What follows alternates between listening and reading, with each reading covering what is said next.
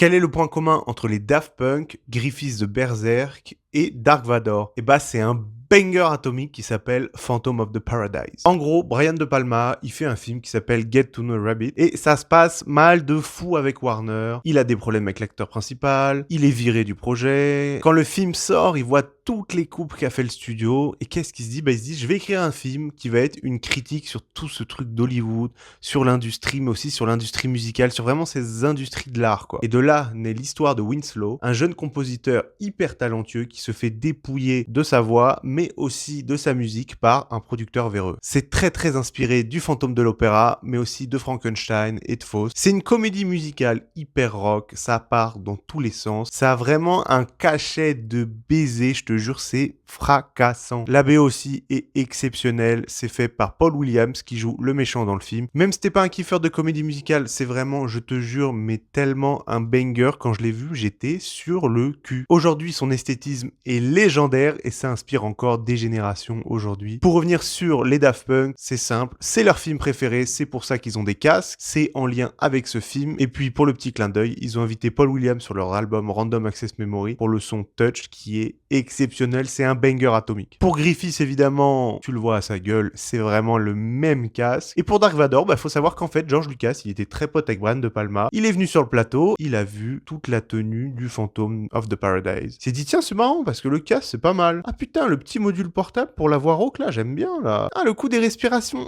c'est un peu intéressant quand même. Et pendant ce temps-là, qu'est-ce qu'il écrivait le poteau? Il écrivait Star Wars. Donc je ne peux que te conseiller de regarder ce monument du cinéma, tant sur le plan culturel, tant sur le plan de l'esthétisme, tant sur le plan de la densité du film aussi. Il dure 1 h 30, tu te dis mais putain comment les mecs ont passé autant d'informations, autant de scènes, autant de mise en scène, autant d'idées, c'est vraiment, mais c'est génialissime. Et je prends le pari que tu vas kiffer, tu ne peux pas rester insensible. En tout cas, soit tu vas détester, soit tu vas kiffer, mais je pense que tu ne peux pas être insensible à cette œuvre, c'est exceptionnel. Donc vas-y poto, va le voir et dis-moi ce que t'en as pensé, je suis là, j'attends.